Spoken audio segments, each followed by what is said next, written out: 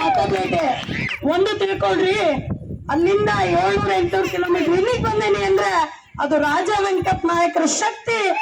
ಅದು ಕಾಂಗ್ರೆಸ್ ಇಷ್ಟಪಡ್ತೀನಿ. ನಿಮ್ಮ ಕ್ಷೇತ್ರದ ಒಬ್ಬ ಒಳ್ಳೆ ಮಗನಿಗೆ, ನಿಮ್ಮ ಮನೆಯ ಮಗನಿಗೆ ಈ ಅವಕಾಶ ಕೊಡಬೇಕು. ಹಾಗೆ ನಮ್ಮ ನಾಯಕರು, ನಮ್ಮ MP ಕ್ಯಾಂಡಿಡೇಟ್ ಕೂಡ ಇದ್ದಾರೆ, ಅವ್ರಿಗೂ ನಿಮ್ಮೆಲ್ಲರ ಆಶೀರ್ವಾದ ದೊರಕಿ ಬೂತ್ ಒಳಗೆ ನೀವು ಕರ್ನಾಟಕದ ಕೆಂಗಣ್ಣ ನಿಮ್ಮ ಮೇಲೆ ಐತಿ. ನಿಮಗೆ ಮತ್ತೆ ಮತದಾನ ನೀಡಕ್ಕೆ 2 ಅವಕಾಶ ಅದಾವೆ. ಒಂದು MLA ಮತ್ತು MP ಆಯ್ಕೆ ನಿಮಗ್ ಬಿಟ್ಟದ್ದು.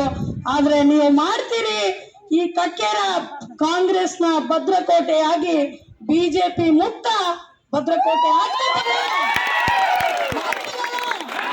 ಮತ್ತೆ ಇದೇ ಗಿಡದ ಕೆಳಗೆ ಕುಂದಿರಿಸಿ ಇವ್ರಿಗೆ MLA MP ಆಗಿ ಸನ್ಮಾನ ಮಾಡೋ ಸಮಯ ಬರ್ತದಲ್ಲ.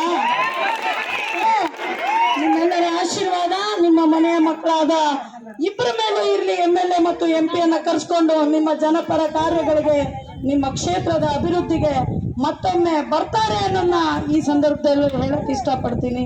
ಧನ್ಯವಾದಗಳು.